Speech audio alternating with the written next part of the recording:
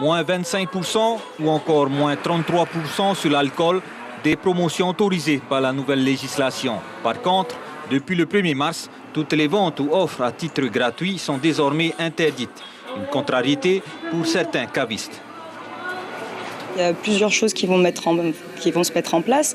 Donc, plus d'alcool réfrigéré, mais ça fait déjà un petit moment. Ensuite, on n'a plus de gratuité, c'est-à-dire qu'on ne peut plus offrir d'alcool. Il y a aussi les offres à 5+1 aussi, donc ça fait partie des gratuités pour les alcools. Donc les offres carton à 5 bouteilles, une bouteille offerte sont interdites. Et pour les horaires de vente d'alcool, on passe maintenant de 18h à 20h.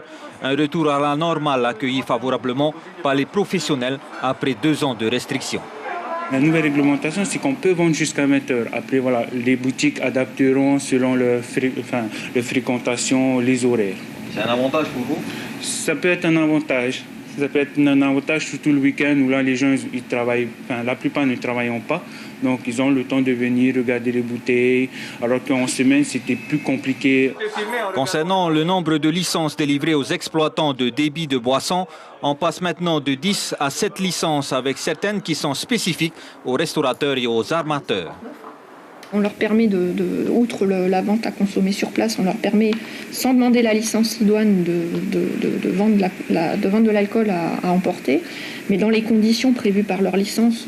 Donc, c'est-à-dire, je peux vendre à emporter dès lors que j'ai un client qui vient, qui commande un plat, qui part avec le plat, il peut prendre à emporter une boisson alcoolique. Une licence aussi qui sera aussi accordée aux armateurs, ça veut dire quoi? Alors, il n'y a pas de licence spécifique aux armateurs. Les armateurs choisiront dans les conditions qui sont prévues par le Code des débits l'une des licences, mais ça leur permettra de faire de la vente à l'aventure dans les archipels où il n'y a pas de magasin notamment, de boissons alcooliques. Voilà.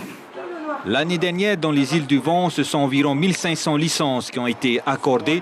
À noter par contre la date butoir du renouvellement de ces licences qui est fixée au 30 juin prochain. Passé le délai, elles deviennent caduques. L'information en continu sur Polynésie la première, Internet et réseaux sociaux.